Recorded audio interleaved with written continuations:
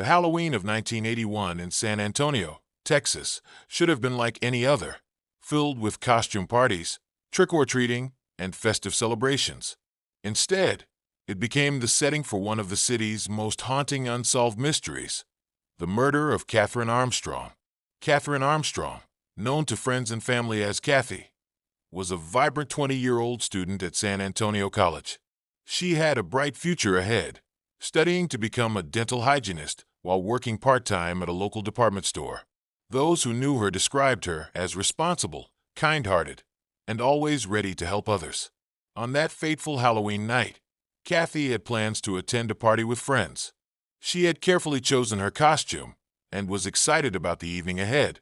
However, she never made it to the celebration. At approximately 7:30 p.m., Kathy left her apartment in the 100 block of East Mandalay Drive, telling her roommate she needed to make a quick stop at a nearby convenience store. What happened in the next few hours would become the subject of one of San Antonio's most perplexing investigations. If you're finding this story intriguing and want to learn more about similar cases, don't forget to hit that subscribe button and turn on notifications. Now, let's continue with this mysterious case. When Kathy didn't return home that night, her roommate became increasingly worried. It was completely out of character for Kathy to disappear without contact. By morning, with still no word from her, Kathy's family and friends launched a desperate search. The investigation took a tragic turn on November 1st, when Kathy's body was discovered in a vacant lot near Salado Creek, approximately 5 miles from her apartment. She was still wearing her Halloween costume, but investigators noted signs of a violent struggle. The medical examiner would later determine that she had been sexually assaulted and strangled. The crime scene yielded several pieces of evidence that initially seemed promising.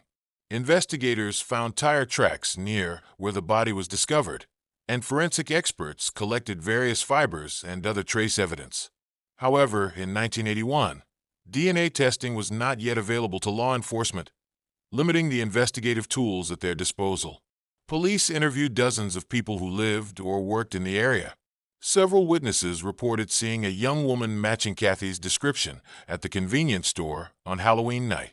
One witness described seeing her talking to someone in a dark-colored pickup truck, but the details were vague, and the lead ultimately led nowhere.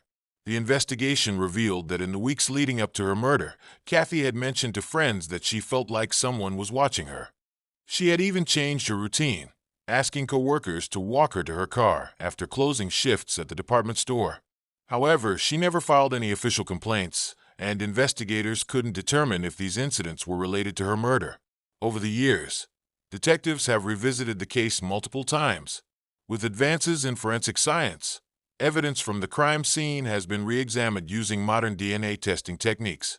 While these efforts have yielded new information, they haven't yet led to the identification of Kathy's killer. In 2001, 20 years after the murder, the San Antonio Police Department's cold case unit reopened the investigation. They re-interviewed witnesses and family members, hoping that time might have loosened tongues or that someone might remember a crucial detail they'd previously forgotten. Despite these efforts, the case remained unsolved. The most recent development came in 2018 when investigators announced they were using genetic genealogy, the same technique that led to the arrest of the Golden State Killer, to analyze DNA evidence from the crime scene. While this has generated new leads, as of 2024, Kathy's killer remains unidentified. Kathy's case has left an indelible mark on San Antonio's history. Her murder led to increased security measures at local colleges and raised awareness about personal safety, particularly during holiday celebrations. Her family established a scholarship in her name at San Antonio College, ensuring that her memory lives on through helping other students achieve their dreams.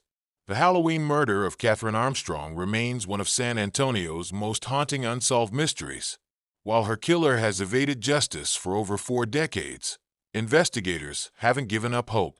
With continuing advances in forensic science and the persistent efforts of cold case detectives, there's still hope that one day, Kathy's family will find the closure they deserve. The haunting disappearance of Teresa Venegas, a case that began on Halloween night 2006 in Phoenix, Arizona, and continues to puzzle investigators to this day. Teresa Venegas was a 15-year-old freshman at North High School in Phoenix.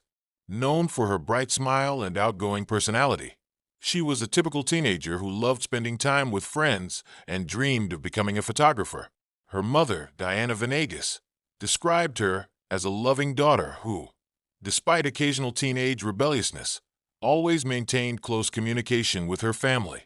On October 31, 2006, Teresa was excited about Halloween celebrations. She planned to go trick-or-treating with friends in their neighborhood near 27th Avenue and Indian School Road. Her mother gave her permission to go out, but with strict instructions to return home by 9:30 p.m. This would be the last time Diana would see her daughter. If you're finding this story compelling and want to learn more about similar cases, please hit that subscribe button and turn on notifications. Now, let's continue with the investigation. According to witnesses, Teresa was last seen around 9:15 p.m. near 23rd Avenue and Campbell, walking with two male teenagers. She was wearing a white tank top, blue jeans, and distinctive white K-Swiss tennis shoes. What happened after this sighting would become the focus of an intensive investigation that continues to this day. When Teresa failed to return home by her curfew, her mother initially assumed she had lost track of time. However, as the hours passed and calls to Teresa's phone went straight to voicemail, Diana's concern grew into panic. By morning, with still no word from her daughter, she contacted the Phoenix Police Department. The initial investigation revealed several troubling details. Teresa's cell phone had gone dead around 9:30 p.m., and her social media accounts showed no activity after that time. Friends who were with her earlier in the evening reported that she had separated from their group when she met up with the two unidentified male teenagers. The police investigation intensified as days turned into weeks. Detectives conducted extensive interviews with Teresa's friends, classmates, and anyone who might have seen her that Halloween night.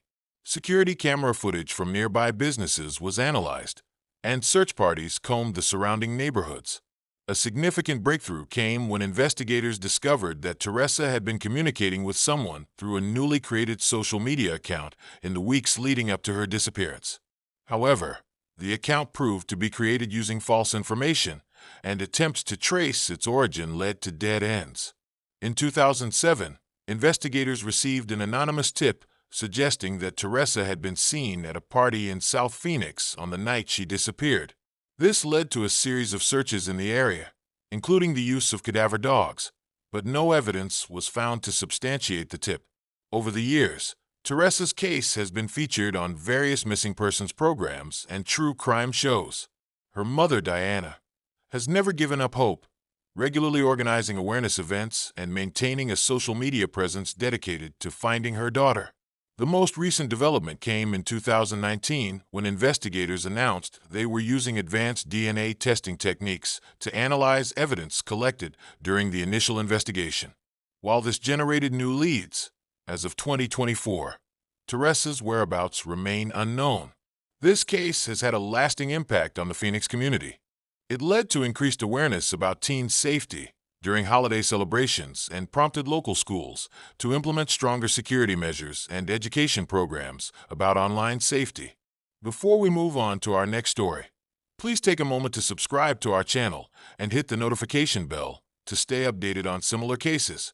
Your support helps us continue sharing these important stories and potentially generate new leads in cases like Teresa's. The most shocking Halloween murders in Seattle's history.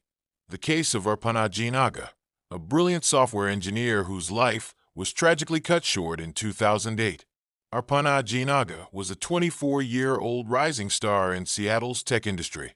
Born in India, she had moved to the United States to pursue her dreams, earning her master's degree in electrical and computer engineering from Rutgers University before accepting a position with EMC Corporation in Redmond, Washington. Described by colleagues as exceptionally intelligent and vivacious, Arpana had a passion for motorcycles and photography. She lived alone in the Valley View apartments in Redmond, where she was known for her friendly nature and willingness to help others. On Halloween night 2008, Arpana hosted a party in her third-floor apartment, joining in the building-wide celebrations that were happening that evening. The Valley View complex was buzzing with activity, with multiple parties occurring simultaneously across different floors. Security footage would later show dozens of people moving between apartments throughout the night. If you're finding this story intriguing, don't forget to hit that subscribe button and turn on notifications. Now, let's delve deeper into this complex case. The last confirmed sighting of Arpana alive was around 3 a.m. on November 1st, when the Halloween festivities were winding down. She had texted several friends and even posted photos from the party on her blog. No one could have predicted the horror that would unfold in the following hours. On November 3rd, after Arpana failed to show up for work and wasn't responding to calls, her father in India contacted her colleagues.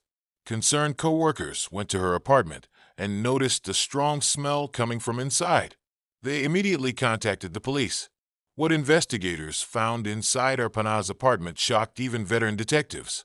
There were signs of a violent struggle, and Arpana's body showed evidence of sexual assault.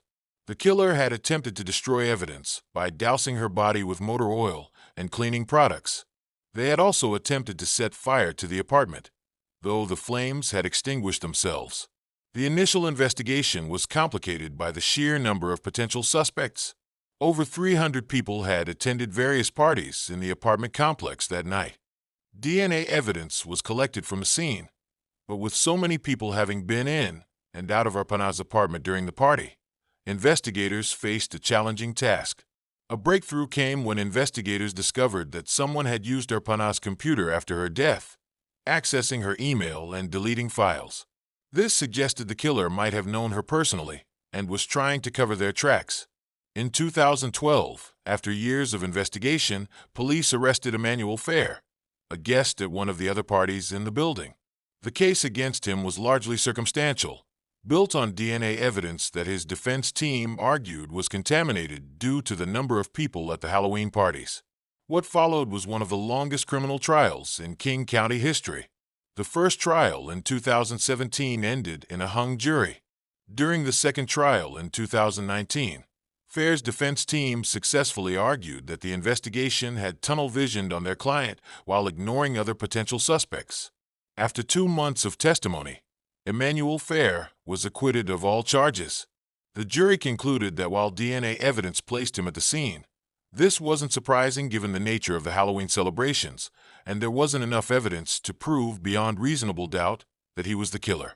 This acquittal left Arpana's case technically unsolved.